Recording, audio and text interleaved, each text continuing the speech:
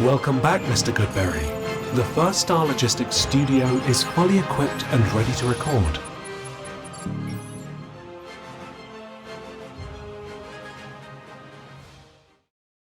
Welcome back to Bengals On The Brain, presented by First Star Logistics. I'm your host, Joe Goodberry, and the Cincinnati Bengals have lost 2 in a row in 2 of the worst losses in franchise history. 2 of the most embarrassing losses back-to-back ever. It's the first time they've lost in such fashion back-to-back since 2008 when Carson Palmer, I think it was week 4, was lost for the season with a UCL injury to his elbow. And we didn't know he was going to be gone for the season at the time. And it ended up being the entire season as they strung us along all year and watched terrible football for the rest of the season. Sound familiar? We might be in the 2008 stage of the Carson Palmer era / Joe Burrow era. And God, I hope not. But this franchise drives me insane with how bad they look. I didn't know where I want to go with this. I know what I want to watch for the film review today. I want to watch the offense. Do I want to go with ranting and raving? I think that's what the preview show and definitely the post-game show has been about with Jake and I on the First Star Media YouTube page. But, for here, I feel like I should sometimes because some people don't watch the pre- and post-game show and you guys look forward to this. But then some people just want to watch the film review. If you need more from me and want to ever talk about it, jump in the preview show, post-game show, but also hit me up on Twitter at Joe Goodberry. Today, we're going to watch the offensive film, especially the passing offense, and focus on Zac Taylor's scheme, play calling, and Jake Browning. And if you can tell by the way I'm saying that, Jake Browning has not looked good this year. It has not looked like 2023. And you're going to see a lot of that. And there's going to be some scheme issues as well. And there's going to be some play calling issues as well. And we're going to talk about all that. And I don't want to wait too long because we got enough plays to get through before we get to the uncompetitive phase of the game, which is in the fourth quarter. So if we can get through the first 3 quarters here where it was still like, all right, Jake Browning and the Bengals offense, do something other than throw go balls down the sideline. Well, we waited a long time and never got that after the first drive. So let's jump into that film and I get an idea of what's going on the offense right now.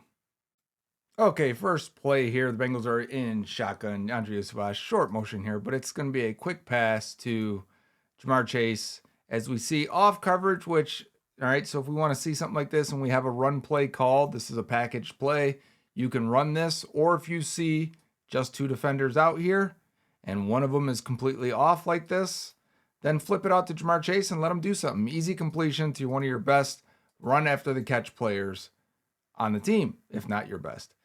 Problem is we really need to block that corner, and T. Higgins is unable to do that. That ball slowly gets out. Everyone looks like they're kind of in half speed right now, right? Like that's got to be quick. The ball's got to come out, turn, flip, fire it to your number 1 receiver there, and T's got to block that. So Ja'Marr can maybe cut back inside, do something. Unable to do it. So first pass of the game by Browning, and we're only looking at the pass plays, to be clear.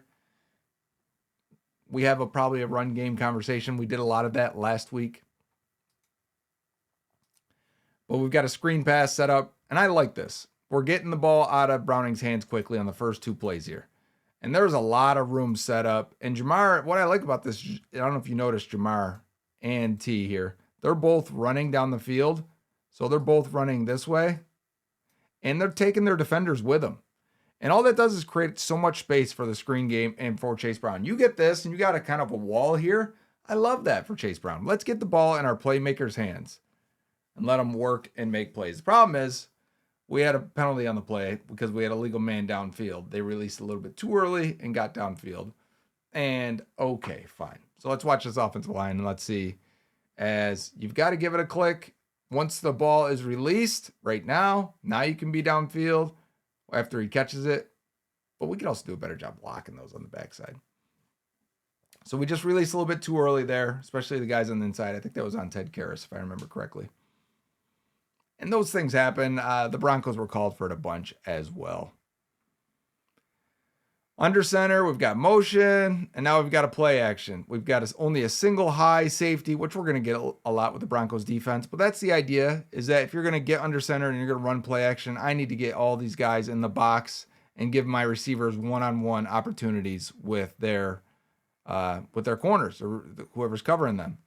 And that's what you get. We got max protection, right? We've got everyone. Well, Chase Brown is leaking out here.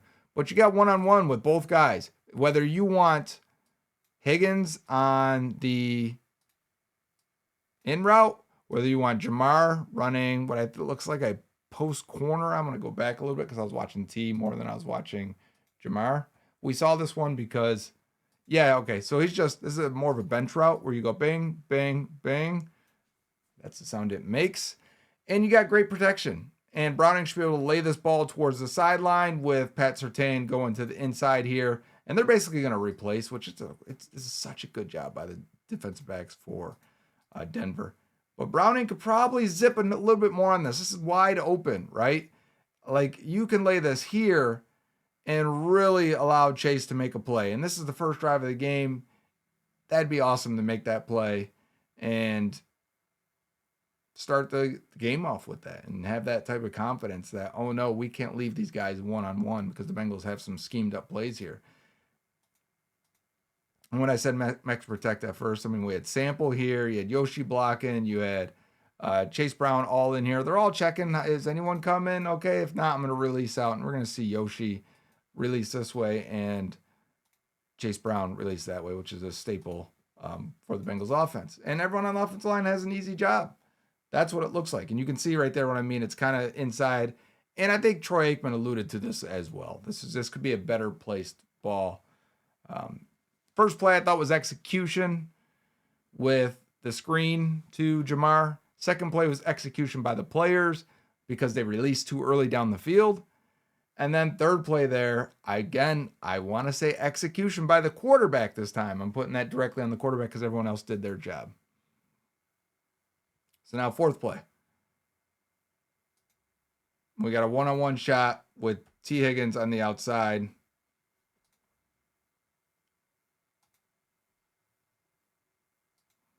I'm just watching the other guys real quick. Sorry. This is the first time I'm seeing the film completely. I saw bits and pieces. Work day for me. Plus, Tuesday was real busy after the game on Monday night. There's a lot to talk about. So we got T. Higgins on the outside here, and he's going to run it vertical. And we've got one-on-one with Riley Moss, which we've had that before, and we know how that can go. And we've got great protection up front, right? And this looks like a ball you want to put to the back's shoulder because T isn't completely beating Moss downfield, and it is, and it's great placement, and you're letting your guy high point it, and bang, big play Bengals down the field. Maybe they can do something today. So, not so much like scheming guys open or anything like that. It's saying, hey, if they want to give us those opportunities one-on-one on the outside, we're going to take it, and they did here. This is our guys being better than your guys. And we know T. Higgins can dunk on Riley Moss all day long. And I thought they would continue this. And they tried, to be fair. All right. So we're like 1 for 4 for execution now. Bengals again are going to have a tight end help block. This looks like Gesicki helping block here. Mitch Tinsley's in the game.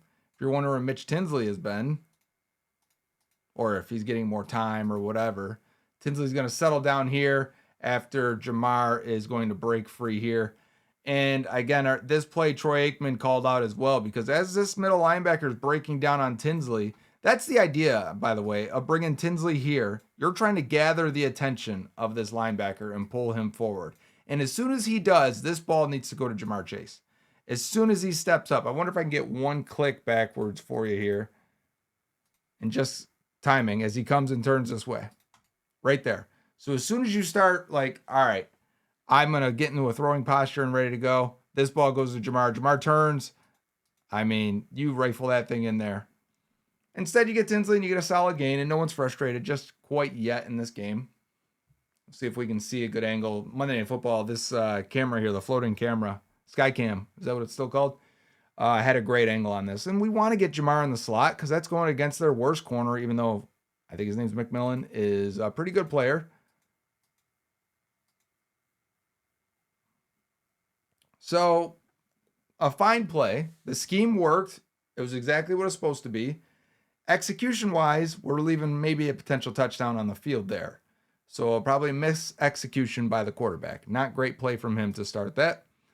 The Bengals got everyone going to the right here. As you see, we're going to have a pass completed to T. Higgins.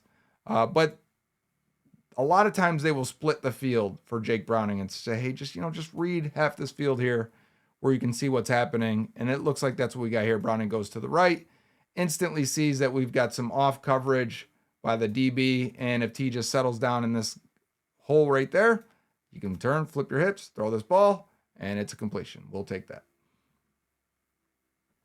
And I think this is going to set up third down, if I remember correctly. And so far in the first drive, things are looking good, right? The whole line's doing their thing. The pass protection looks good. Everyone's helping each other out. The ball's coming out quickly for Browning. And even if we missed a couple of these and wondered, what's going on, could he have hit that big play to Jamar Chase down the sideline? Overall, the ball's still being moved, and that's okay. Because even Joe Burrow has those plays where he's not as clean on the reads as he should be, especially early in the game. Sometimes it takes a minute. So now we get to the third down here. And the Broncos are showing man coverage across. We got press man right here. Press in the slot.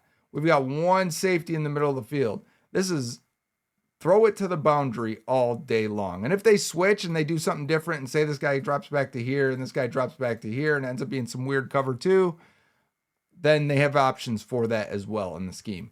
But as soon as Jake Browning sees this here, he's picking where he's going. He's saying, okay, if we've got a single high safety and we got press here, I'm going to throw this to T. Higgins. And I'm going to let T make a play and let him go up and play above the rim. So you see as Browning takes the snap, he turns and he's going. He confirmed it that safety's staying in the middle of the field. Okay, let's go. Ball's coming out. And he just misses. And you'll see other people break this down, but when Browning's releasing this right now, what you're looking for here is if T is more here or here, if he's beating him down the field completely. What I mean is if the DB is here and you're ahead of him, throw it to the back of the end zone. If he's here, it's even. I'm still throwing it to the back corner. If T is here and the DB is here, this needs to be a back shoulder or jump ball scenario for T. Higgins. And it's neither of those things. Ends up just being a ball that sails. I mean, it lands out of bounds. I don't think it hits the white at all. And you've got other options too. If this ended up being a play where he reads it a little bit longer, I think I like the options of the three options here to look and read it out a little bit. If it was Joe Burrow, he might do that because you've got a corner route for Jamar, one-on-one with Pat Surtain. Surtain's a great player, but I'll take one-on-one with Jamar anytime. And you have Chase Brown with an ISO route on this linebacker, where the linebacker was definitely protecting that outside leverage. You've got this angle route. That's the word I was looking for. With Chase Brown, that to me looks wide open. Even Chase Brown, you see him clap his hand there like, oh, yeah. That would have been a good one for me. You got man coverage here. You have options. Throwing the fade and picking it probably pre-snap is one of the lowest percentage plays you could throw. And like Chase Brown right there, you can put that in him. And he's faster than Sternard at linebacker. Or was that Singleton? I didn't see the number. Anyways, he's faster than any of those linebackers for the Broncos. And I would like Browning to take that shot. So it doesn't really matter there. I think play-wise, from a play call, you have plenty of options. People said, oh, why did Zac Taylor call the fade? He doesn't call the fade. He calls all of those plays. And based on what the defense does and what Browning chooses, that's where the ball goes. And he will often call multiple plays in the huddle. So Browning has a lot of freedom at the line to get them in the correct play. And Joe Burrow did a lot. And Browning doesn't do that. So again, now we've got one really good executed play.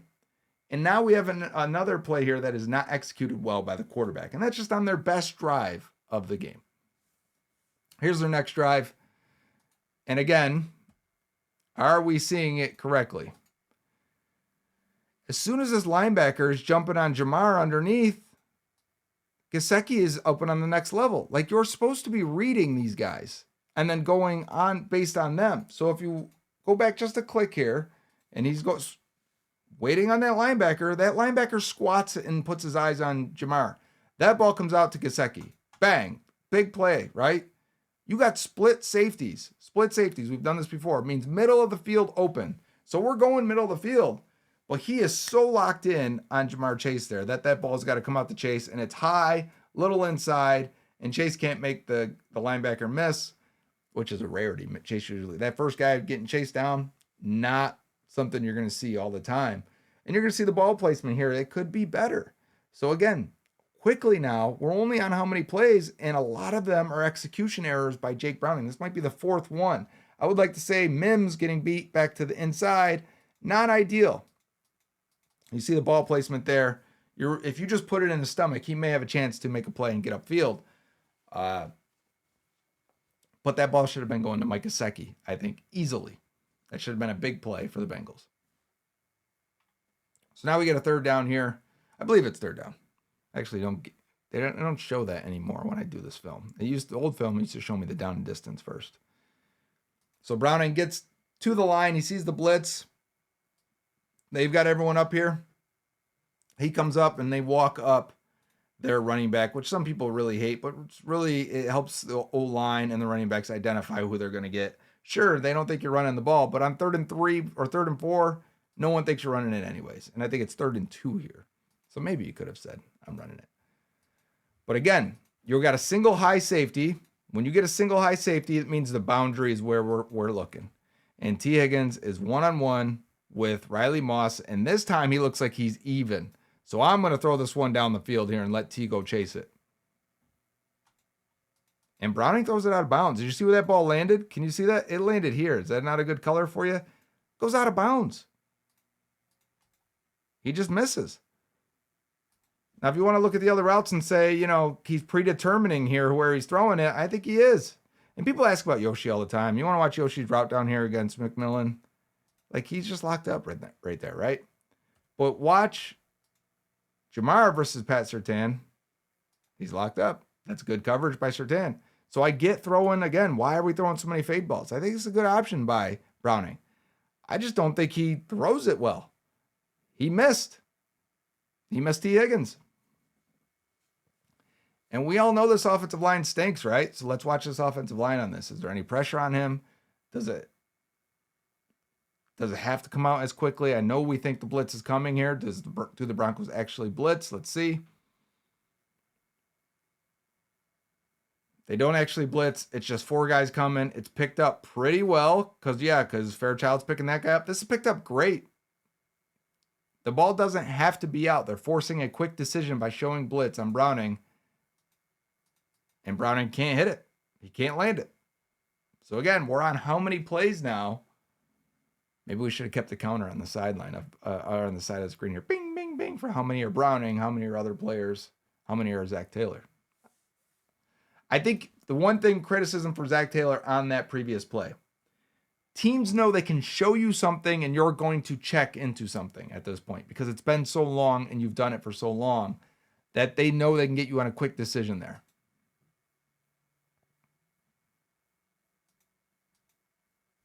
We got a cover 2 situation finally. We haven't gotten too many of them. I've said before, your options are what in a cover 2? We can hit the middle of the field. We can hit these hole shots, or we can hit all these hooks and curls and check downs underneath, right? Check down here or this middle check down here. You want a guy coming over the middle. To me, you've got a lot of options. You have to kind of read this boundary corner though. If he squats down on Gesicki, that's not going to go for much. Gesicki's not a big run after the catch type guy. But if you watch this whole shot here, you've got Higgins on it if you felt confident that you can throw this. But again, we've got a solid completion. So this is very similar to the one to Tinsley and to Jamar earlier, where I think there's more meat on the bone on the play. You've got plenty of options that are open, but we're a little nervous in the pocket here, and we want this ball coming out quick because for reasons understandable, the offensive line hasn't been great. But so far we're one drive and a couple plays in. And the line is perfectly fine. We've got no issues here. Again, we're not showing any type of run because we've got a blitz from the Broncos, at least showing it. So we walk up our running backs. We want a criticism. Whenever the Broncos or any defense shows that, the Bengals are going to put the running back up, and we're not going to have the threat of running. If you had a running quarterback, teams would be more leery of doing this. So let's see, do they actually blitz? They do not. They're rushing 4 again. And it looks like a cover 3 scenario. And oh my gosh. I don't know if you see this at the top of the screen. He's looking this way, okay? He's looking this way. It looks like we have Gesicki going deep. And I think Jamar must be coming inside. I actually didn't see what Jamar was doing, but I want you to watch Gesicki going deep here. This corner, and I think it's Riley Moss, is locked eyes with Jake Browning. He is completely staring at the quarterback who just hit his back foot. If Browning was super aggressive in seeing this, watch Gesicki. One more click. That ball comes out. Gesicki would love to have that option, right? He would love to have that ball. But Browning doesn't like it. I mean, because look how much attention Jamar Chase attracts. This guy and this guy. So much attention for Jamar that this is when your other guys can help you out. Anyways, because Browning was looking that way, he feels flushed anyway. And he goes to take off and doesn't really see anything. And we're throwing the ball away. And Jamar's pretty like, you see him like, come on, man. Because I still think you could complete this pass to Jamar despite the coverage. Bang, ball come out. Catch. Maybe you only get 5 yards out of it. 10 yards, whatever it may be, because I think it was a penalty before this. You take it. But did you have a combination on that side of the field to take advantage of what the Broncos were doing? I think you do. And I think you did. Let's see if the offensive line will happen here, because they're showing this blitz again, and they only rush 4. So do we pick it up correctly? It looks like we do as of now, but again, the dreaded stunt, tackle and stunt. Again, can we get, once we see this, can we get some help over here? Can we pass this off? Let's see how it processes. They were going to pick it up, I think. Maybe. 98 might have got back inside on Browning.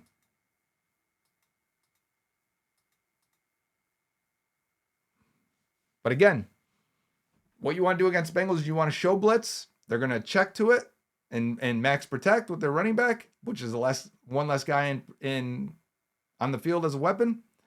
And then you want to pull out of it and you want to stunt your guys because the Bengals can't seem to pick it up. Okay. So this is I want to say a 3rd and long.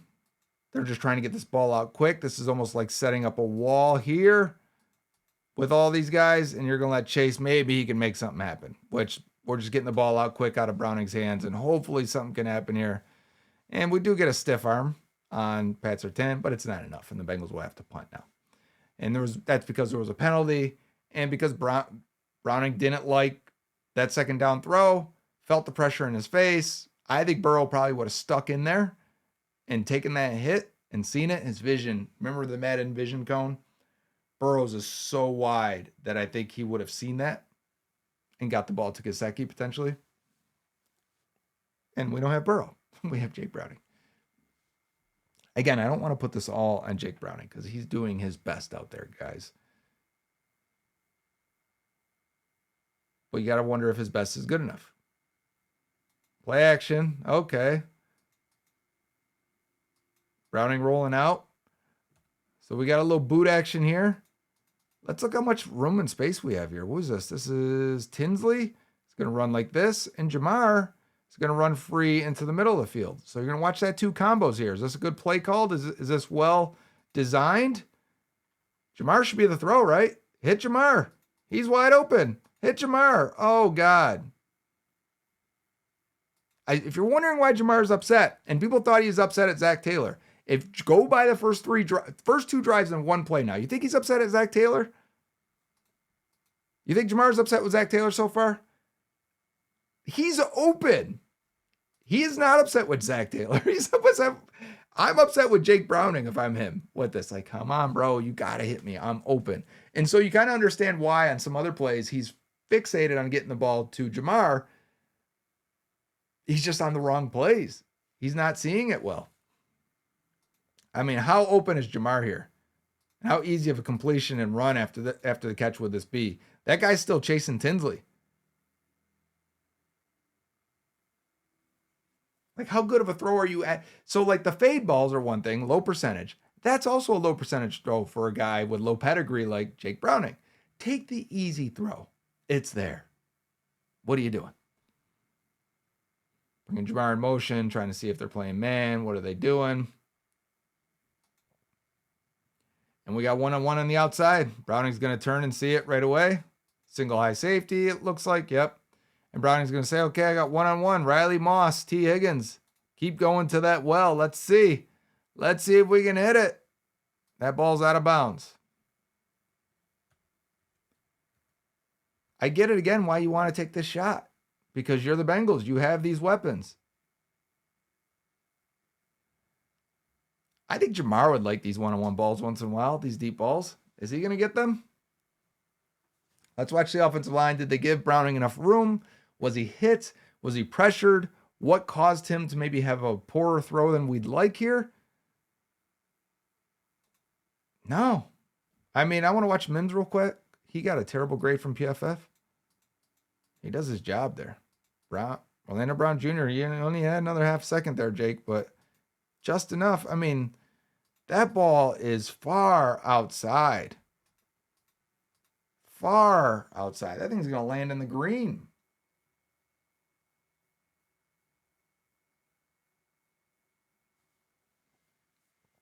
See what I'm saying? Okay, so this is the first time here. It looks like we've got a clean pocket, and it doesn't look like great route combinations. Yeah, it does not. We got a single high safety, so we'd want to go to our boundary guys if we can. It's really not much there. Maybe Browning could have sat in the pocket and found Yoshi. Yoshi is absolutely clamped. Everyone's clamped, let's be honest. So Browning's going to try and make a play, and he just throws it up and throws it away. So this may be the first time we've got a play that scheme-wise does not look like it works. Don't know what happened here. Where are our underneath guys? You got two running backs out there. You got Pirine and you have Chase Brown. Chase Brown's trying to help. They're both trying to chip the edges and then release. Browning must see it right away because the protection's good right here. This ends up being a holding on Amarius Mims, but this pocket is great. Like, let's be honest, right? This is exactly what we would take every single time. If I could take this every play, I would. It's not perfect. It's great.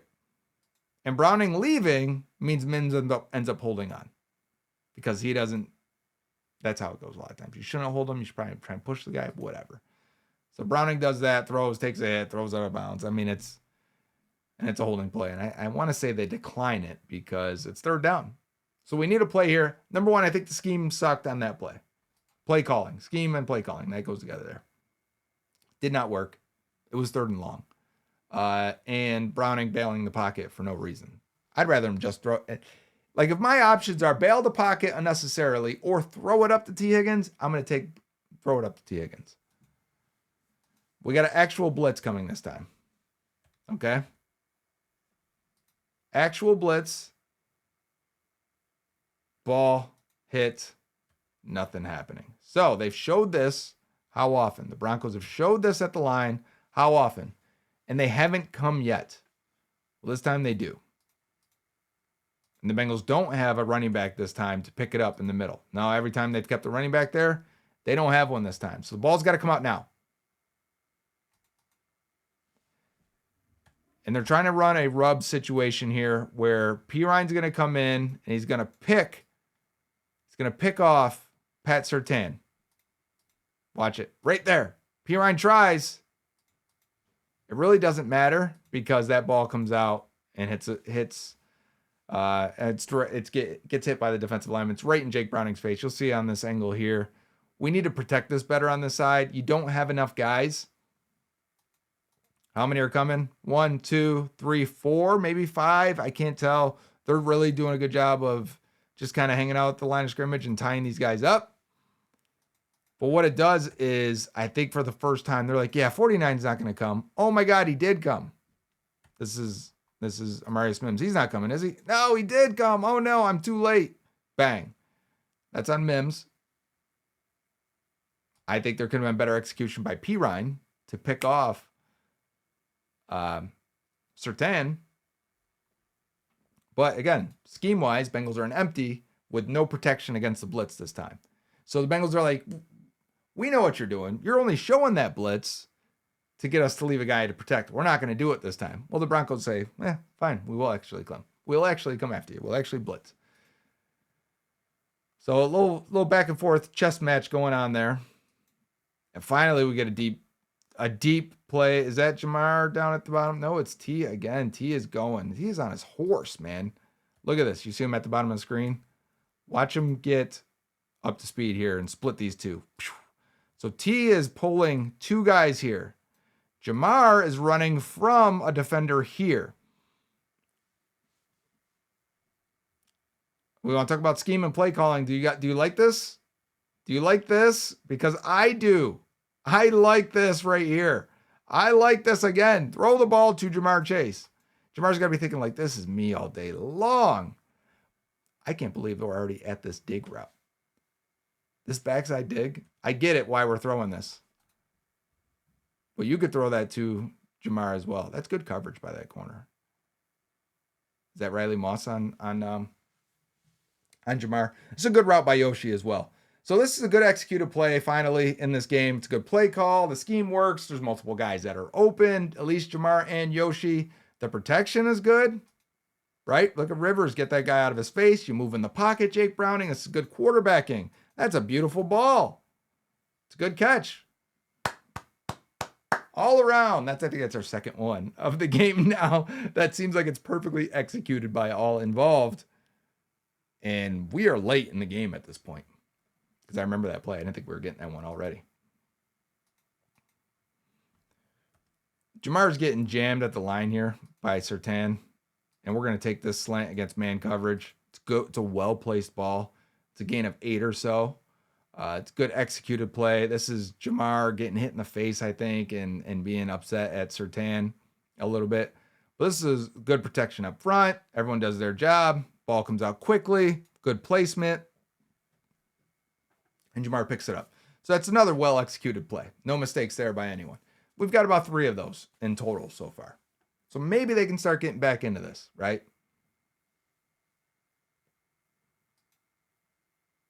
Oh, there was a penalty, wasn't there? I'm trying to remember. Was there a penalty on that one?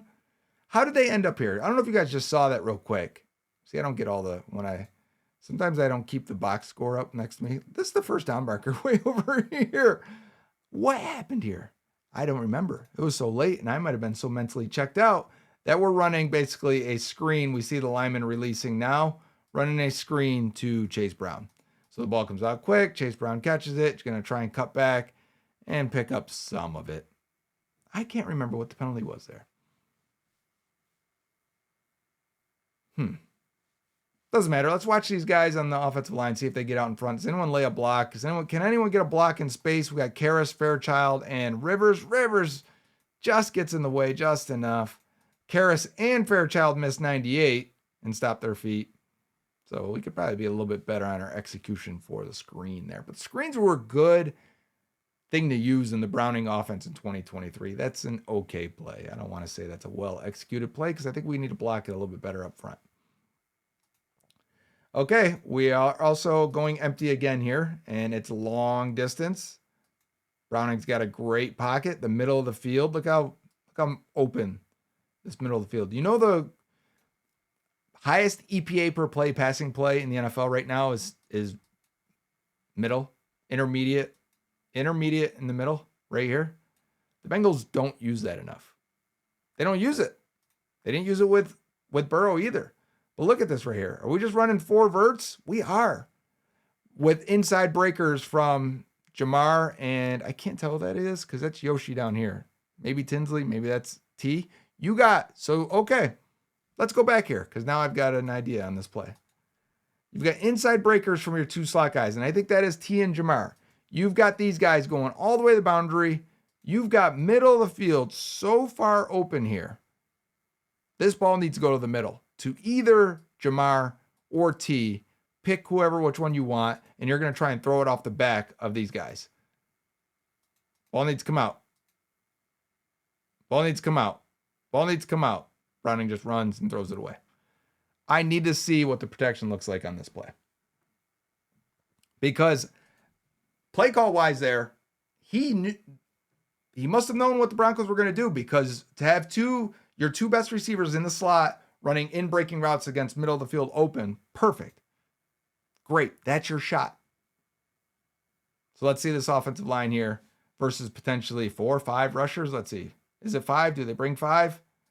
Doesn't look like they do. Looks like they're bringing 4, and they're going to try and stunt and twist. I got to say, man, we are so close to picking this up really well. I would say that Fairchild here really messes this up. If we keep an eye on Fairchild, watch how he just follows too far. He goes to really tackle this end, I think, and just overextends completely and misses. But this ball's got to be out now. Browning drops. What do you see when a guy has bad pocket presence? Eyes drop. Ball drops. Knees buckle and bend. Throwing posture changes. Looking at his shoulders. He's just going to try and run. He wasn't going to try and throw. Now he's thinking, oh my God, I can't run. I need to throw the ball. I would like to know timing-wise, because he looks back inside right there. Right there is where he had a shot. Right here. And he sees he's looking down. Instead of looking at his targets, he's looking at this right here. And you can tell this because of the way his body reacts to it. I think you've got the right play call to give yourself a chance there. It's obviously a 3rd and long situation. I don't think you're going to convert that, but that's a good play call versus that defense.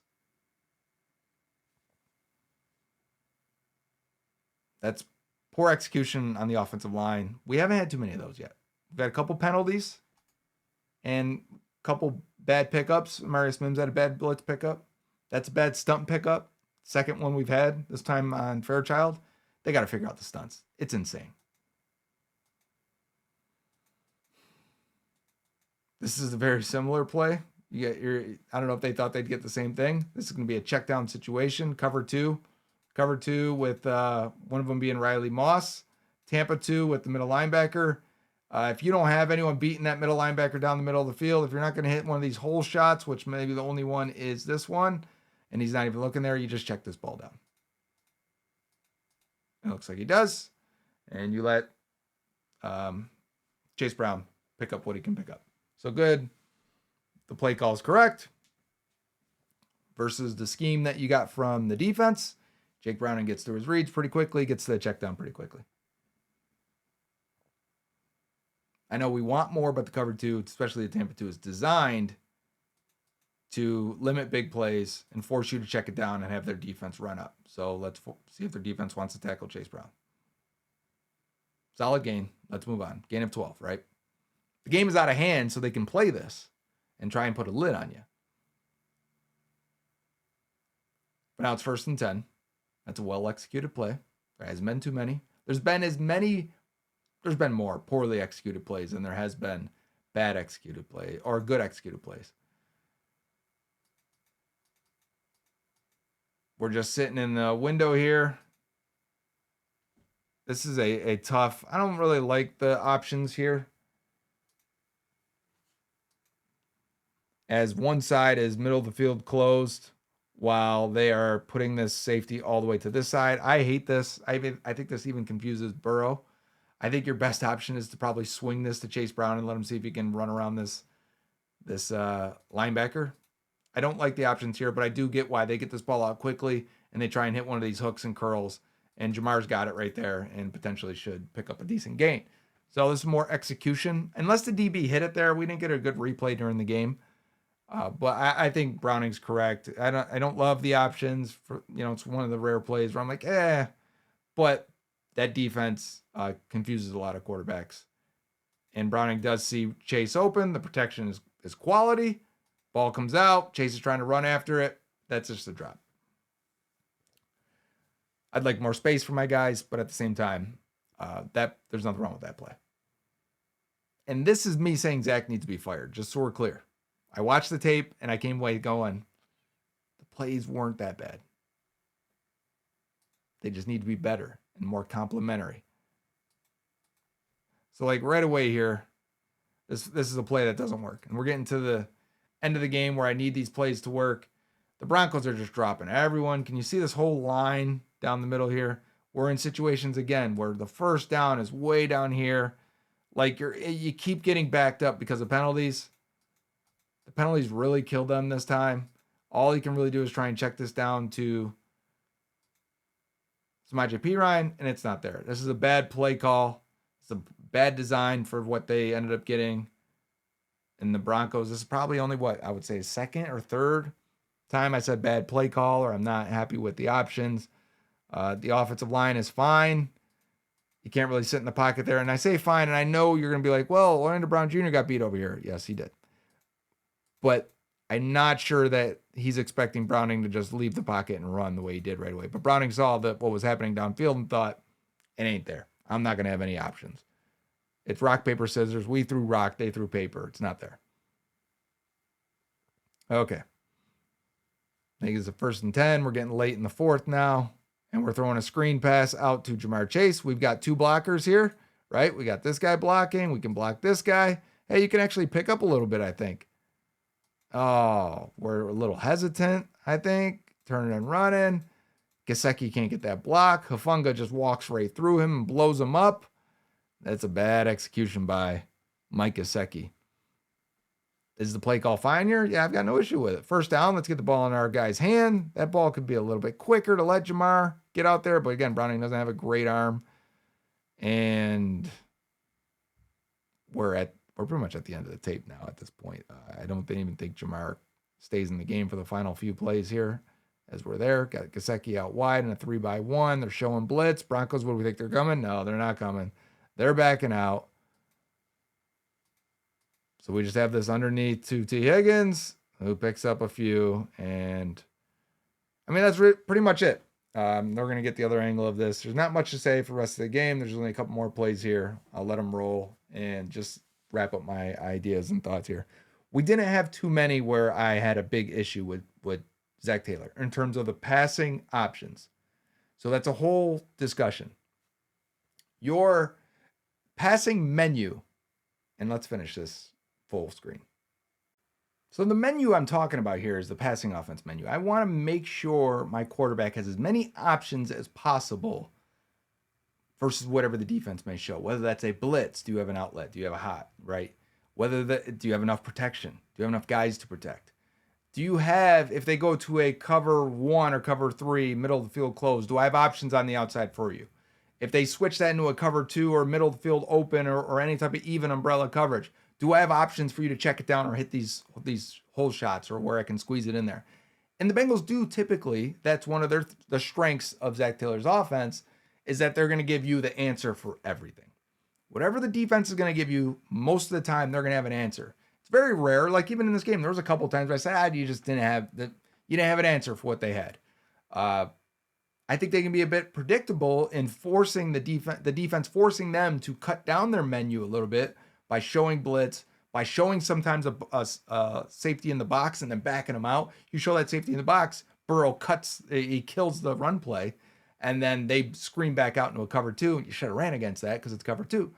So I think the defense can sometimes force the Bengals to be a little more limited than I like. But in terms of a menu and passing attack, the Bengals have one of the best when your quarterback is reading correctly and he's a good player. Jake Browning was not reading correctly, was not making the throws. And also they were low percentage throws. The Broncos will take that. Broncos will say, we want you to throw against our corners on the outside, deep balls. Yeah, you're going to complete 30% of them against us. We're not worried about it.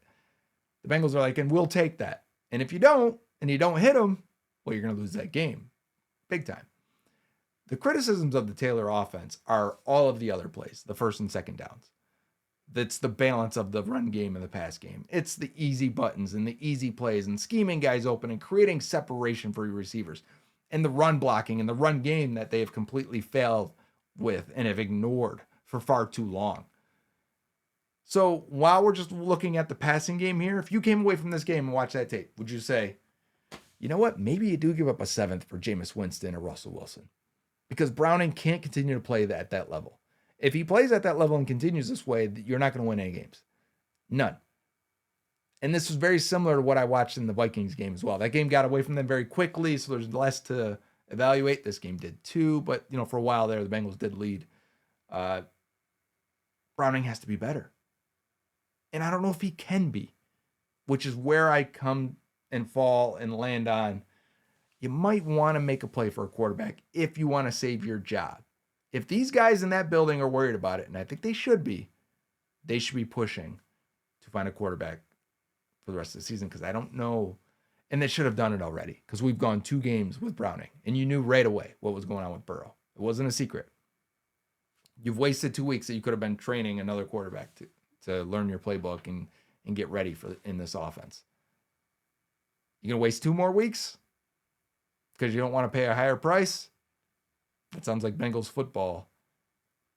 And this has been Bengals on the Brain, presented by First Star Logistics. Make sure you check us out on the weekend shows, the preview show, Jake and Joe post-game and preview Bengals shows. We give things away. First Star's had speaking of great menus, First Star's got a great menu of prizes that they want to give away to you guys. And all you have to do is watch, retweet, follow along.